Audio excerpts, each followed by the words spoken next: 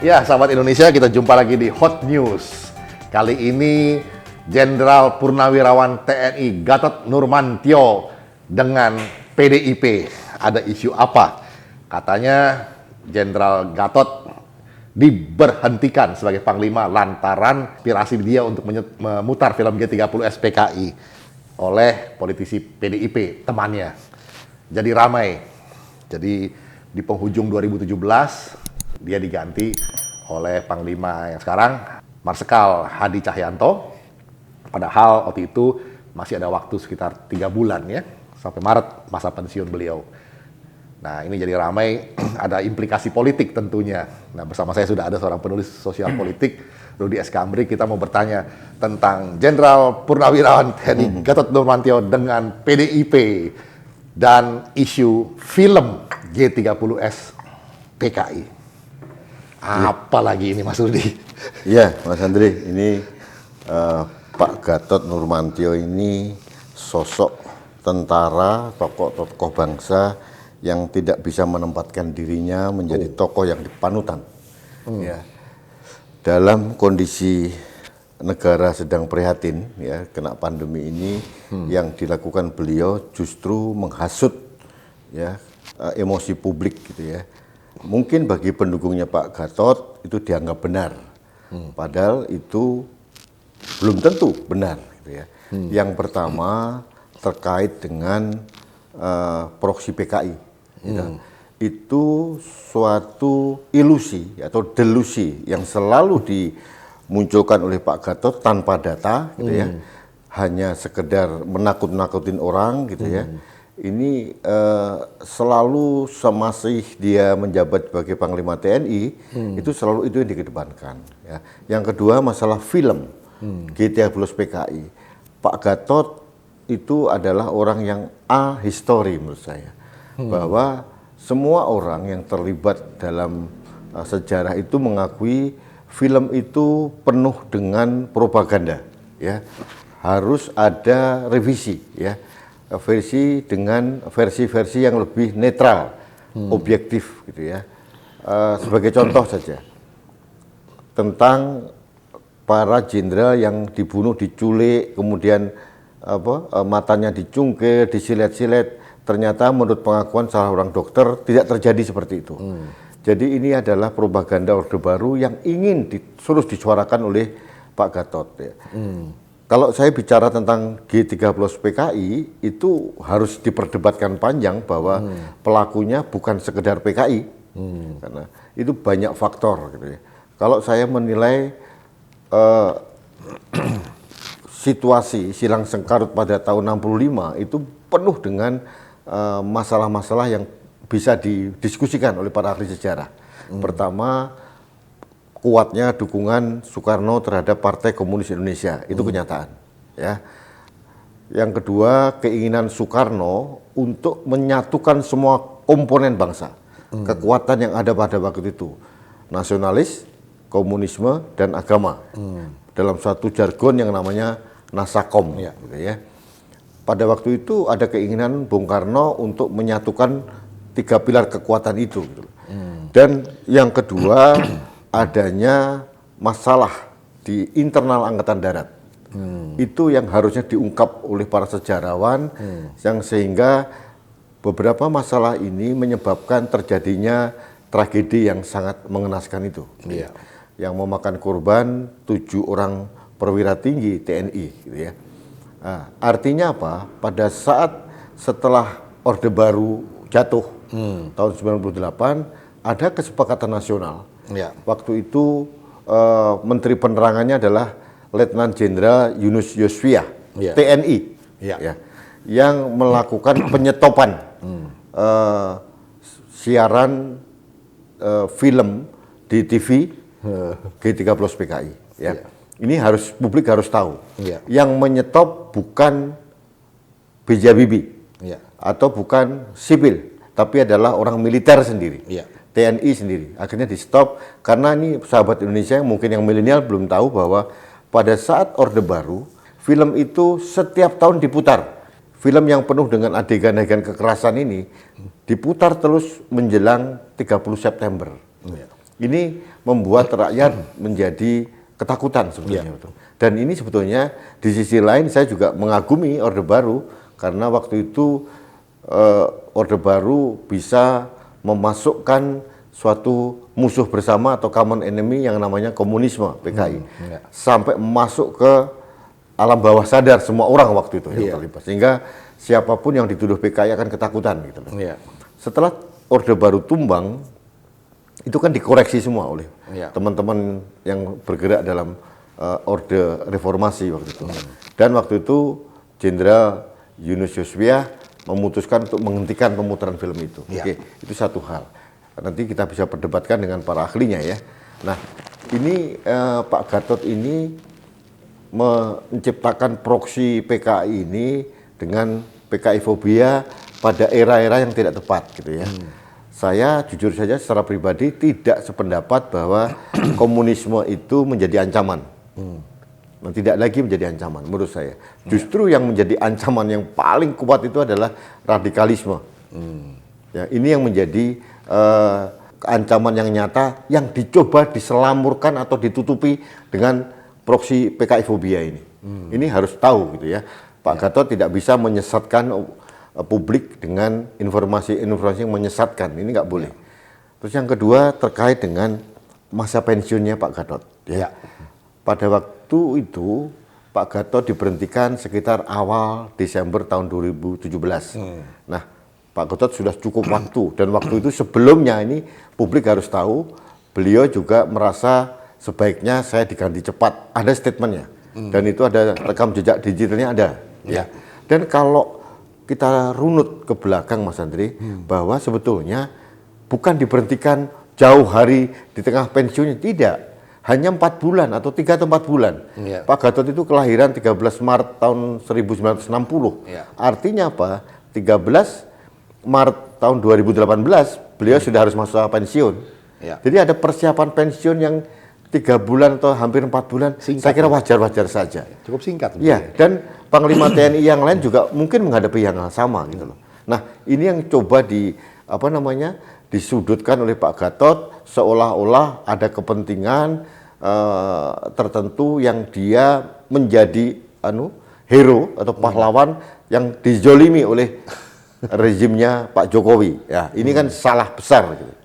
Nah, waktu itu beliau sudah mengatakan sebaiknya saya dipensiun cepat supaya terjadi regenerasi dengan cepat. Itu yang saya ikuti ya, narasi yang dibangun oleh Pak Gatot. Dan saya waktu itu mengagumi beliau ya. Beliau begitu besar hati untuk segera diganti karena memang masanya hanya 3 bulan supaya beliau juga punya masa istirahat yang cukup. Itu pertimbangan kita dan saya mengagumi itu. Nah, sekarang ini fakta ini kan diputar balikkan. Nah, ini yang menurut saya sangat tidak bijak Mas Andri. Ini yang harus penting untuk Pak Gatot, please. Pak Gatot sekarang usianya juga sudah tidak muda gitu ya. Sudah 60 lebih, harusnya beliau juga harus lebih bijak. Jadi jangan memprovokasi massa, memprovokasi publik dengan informasi yang menyesatkan. Yang insinuatif kalau beliau menginginkan menjadi presiden atau menjadi apa, itu sah-sah saja. Tidak ada masalah. Gini Mas Rudi, tapi dengan cara yang lebih elegan gitu menurut saya. Sahabat Indonesia, bahwa pemberhentian film wajib ya dulu setiap tahun diputar film pengkhianatan G30 SPKI yang lebih condong bukan film dokumenter sejarah tapi lebih kepada film propaganda pada waktu itu. Nah, itu satu hal. Kemudian masalah pensiun itu satu hal lagi. Nah, yang ingin kami tanyakan adalah begini Mas Rudi. Kenapa dengan apa yang Mas Rudi paparkan tadi, kesannya kok seperti Pak Gatot ini agak berbohong mengenai fakta-fakta itu. Motifnya apa kira-kira? Ini Pak Gatot menggunakan strategi playing victim, Mas. Jadi menarik simpati. Ya, menarik simpati orang bahwa seolah-olah dia dijolimi oleh Pak Jokowi. Tapi yang diangkat adalah teman-teman di PDIP sebagai ini kan menyudutkan juga. Saya kira lebih baik sebenarnya dari pimpinan dari PDIP mengklarifikasi ini. Jadi jangan sampai menjadi isu liar. Gitu ya. Ini rakyat ini sudah terlalu banyak diberikan informasi palsu, Mas. Kita masih ingat menjelang Pilpres kemarin itu juga hoax itu kan bersebaran kemana-mana gitu. Iya, iya. Ini jangan sampai terjadi. Di masa yang sedang sulit ini seharusnya semua komponen bangsa, entah setuju atau tidak setuju dengan pemerintah, itu harusnya berbesar hati untuk menahan diri, tidak menyebarkan informasi-informasi yang sangat terindikasi penuh dengan penyesatan gitu ya. Iya, iya, iya. Kalau masalah film diputar lagi, ini kan mohon maaf nih, generasi kita, generasi di bawah kita bisa melihat dengan jernih. Iya, iya. Apakah film ini benar-benar film sejarah atau film yang penuh propaganda? Bahkan menurut saya waktu itu saya pernah membaca satu artikel, Arifin C. Nur pun juga sebagai sutradara film ini juga tidak menginginkan film ini diputar lagi dan lagi gitu ya. Ini sebetulnya faktanya juga di era teknologi sekarang ini, orang kalau mau nonton film itu tinggal ke YouTube bisa putar kok sebetulnya. Iya. Jadi Jadi nggak ada yang larang juga tuh. Pak Gatot ini mencoba menggunakan pola orde baru, pemaksaan, mengindoktrinasi film ini harus diputar, gitu ya. Dan ini menurut saya kan agak sedikit membuat apa ya, kita flashback lagi gitu. Jadi jangan salah bahwa ini pola-pola yang diterapkan Pak Gatot ini sudah bukan pola demokrasi ini, pola indoktrinatif ini. Ya, satu hal yang menjadi dasar statement Pak Gatot itu adalah beliau mengidentifikasi ada gerakan kebangkitan neokomunis. Itu apa ya ininya, indikasi-indikasi? Justru saya mau menanyakan pada Pak Gatot, apa indikatornya yang dikatakan neokomunis itu hadir kembali gitu loh. Jangan sampai publik yang tidak tahu komunisme itu disesatkan informasinya. Dan Mas Andri, saya kok melihat begini, Pak Gatot ini sangat menyadari bahwa tingkat literasi penduduk Indonesia itu kan sangat rendah sekarang ini. Jadi dimanfaatkan oleh beliau dengan informasi-informasi yang menurut saya sangat-sangat tidak sesuai dengan kenyataan gitu loh ya. Jadi bagaimana mungkin PKI bangkit lagi, sangat gampang pas kita selalu berulang-ulang mengatakan bahwa kita masih punya TAP MPR sebagai pedang untuk menebas PKI kalau mau bangkit lagi. Ya, itu bahaya sekali. Bangkit lagi. Saya pribadi juga tidak setuju dengan komunisme. Saya mau tanya nih, di mana gitu loh ya, komunisme mau bangkit lagi? Komunisme sebagai suatu ideologi, suatu bangsa sudah ambruk di mana-mana gitu ya. Iya. Apalagi di Indonesia. Jadi ini framing PKI fobia ini selalu dimunculkan oleh orang-orang yang mempunyai kepentingan. Gitu. Jadi sebagai kepentingan aja ya. Karena begini Mas Rudi, yang juga banyak bertanya nih teman-teman, kalau ada indikasi kebangkitan neokomunis, komunis atau neokomunis, semasa Pak Gatot sebagai panglima, dia merasakan ada itu, tapi kok dia nggak pernah menangkap? Nah, kan ini hanya sebagai proksi, Mas. Ditiupkan sebagai proksi. Kan logikanya orang kan seperti itu kan. Kalau dia sebagai panglima TNI atau sebelumnya dia sebagai kasat gitu ya, harusnya kalau mencium hal ini kan disikat dari dulu kan. Ya sebutannya namanya siapa? Alat pedangnya komplit ada gitu ya. Dan sebutkan aja namanya siapa. Jangan membuat isu-isu yang menghadirkan kembali hantu komunisme yang sangat abstrak gitu loh. Jadi ini ada hantu baru yang ditutupi oleh hantu lama begitu. Nah, sebetulnya kalau boleh jujur Mas Andri, cara-cara yang dipakai oleh Pak Gatot ini kan cara komunisme ini. Cara PKI gitu maksudnya. Ya cara PKI lah. Dulu ingat gak? Zaman dulu tuh PKI meniupkan bahwa Soekarno sudah sakit berat. Gitu ya. Iya. Akhirnya datanglah dokter dari RRC. Padahal tidak. Soekarno sehat-sehat saja waktu itu. Jadi ini pola PKI ini dipakai lagi dengan Pak Gatot dengan kemasan yang lain bahwa seolah-olah PKI bangkit lagi. Mohon maaf Pak Gatot, indikator Anda apa PKI bangkit lagi? Apa Anda tidak berpikir justru radikalisme kelompok-kelompok tertentu yang mengataskan agama ini justru lebih berbahaya? Kalau Anda bicara tentang PKI akan sebagai ancaman terhadap NKRI dan Pancasila, Bapak salah besar. Justru teman-teman Bapak yang di kelompok-kelompok yang sangat radikalis ini ingin mengganti sistem ketatanegaraan kita loh. Mereka mengedepankan sistem kekhilafahan. Jadi tolong ini publik juga harus cerdas gitu loh. Tapi sebenarnya begini Mas, di kelompok menengah gitu apa yang dikatakan Pak Gatot itu diketertawakan sebetulnya. Karena ini basi tuh. Isu basi yang ditiupkan selalu dan kita tahu apa sih motivasinya Pak Gatot. Semua orang udah tahu gitu loh. Cuma masalahnya kalau ini paparan ini merembes sampai ke grassroots, kepada rakyat yang literasinya rendah, dimakan mentah-mentah gitu. Seolah menjadi kebenaran gitu. Nah, Mas Andri, saya ingin memberikan saran sebenarnya, Mas. Gimana? Sebagai anak bangsa, seharusnya satu pihak-pihak yang disinggung oleh Pak Gatot, contohnya PDIP, bicaralah, ya, bicara. Jangan sampai Anda dituduh diam saja, dianggap itu benar, ya. Yang kedua dari pemerintah, ya. Dalam hal ini Menko Polhukam atau mungkin siapapun yang terlibat, gitu ya, untuk memberikan klarifikasi bahwa tidak benar ada pencopotan karena kasus tertentu. Jadi lebih pas kalau diklarifikasi bahwa tidak ada kasus apapun yang menyebabkan Pak Gatot diberhentikan sebagai Panglima TNI kecuali memang saatnya diganti. Pensiun. Ada kepentingan-kepentingan negara yang memerlukan Panglima baru. Tidak ada kasus apa-apa kok.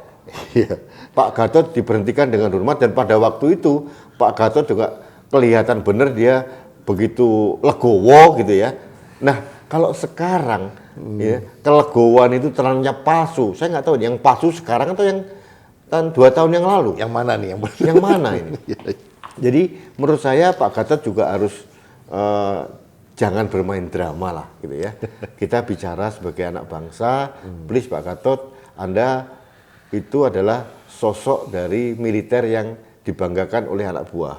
Jangan sampai kebanggaan ini luntur karena narasi yang dibangun penuh dengan penyesatan dan ada indikasi sesuatu yang tidak benar gitu. Iya, sayang sekali ya. Nah, itu sayang sekali. Iya. Dan Pak Gatot mungkin lupa, atau timnya Pak Gatot juga lupa bahwa hal-hal seperti ini nggak mempan di publik ini. Tidak membuat Anda terpilih lagi. Tidak membuat Anda sukses menerapkan strategi terjolimi, gitu ya. Playing victim Anda tidak akan sukses. Karena apa? Semua akan melecehkan kok. Siapa yang percaya dengan film yang penuh propaganda itu, gitu loh. Saya jujur Mas Andri, semua orang di Indonesia ini tidak mau komunis kembali ada di Indonesia. Itu sudah firm. Semua orang. Termasuk Mas Andri saya kira. Gitu? Tentunya. Tapi pertanyaannya, ini sudah jadi mumi, itu jadi bangkai, mungkin sudah jadi dimakan cacing. Kekuatannya apa gitu. Tapi kalau kita bicara dengan ekstrem kanan, yang kemarin kita bicara bahwa radikalisme itu yang mengatasnamakan agama, ini masih marak di mana-mana. Sebagai proksi untuk pengalihan isu gitu ya. Justru ini Mas, Pak Gatot ini menggunakan proksi PKI fobia untuk menyesatkan opini publik terhadap keinginan dia dengan memanfaatkan isu PKI. PKI tidak ada, Pak. Yang ada itu adalah ancaman khilafah ke Indonesia. Ini kan bahaya. Ini harus kita tangkal bersama. Jadi mohon maaf, ini Pak Gatot ini juga kadang-kadang semakin sepuh, semakin tua kok semakin lucu, gitu ya. Jadi saya juga melihat kehilangan kewibawaannya sebagai seorang jenderal gitu. Mantan panglima ya. Mantan panglima. Jadi agak naif gitu. Jadi Pak Gatot harusnya tahu bahwa hal seperti ini tidak mempan kecuali untuk pendukungnya dia. Pendukungnya dia itu berapa kan kita bisa lihat. Dan siapa kita bisa mengidentifikasi juga. Kalau mungkin Pak Gatot mau jadi presiden tidak dengan cara seperti ini.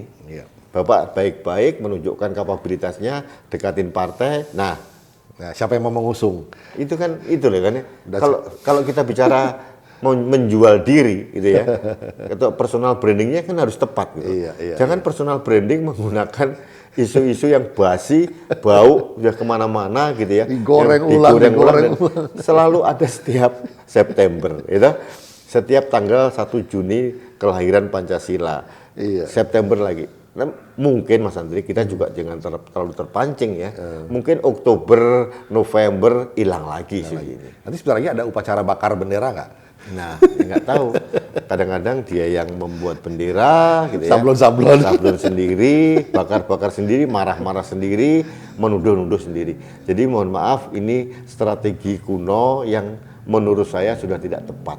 Jadi please, rakyat sudah muak dengan cara-cara seperti ini. Komunisme sudah bangkrut, sudah hilang di Indonesia dan bukan ancaman lagi. Ancaman yang paling utama kita adalah satu, kemiskinan.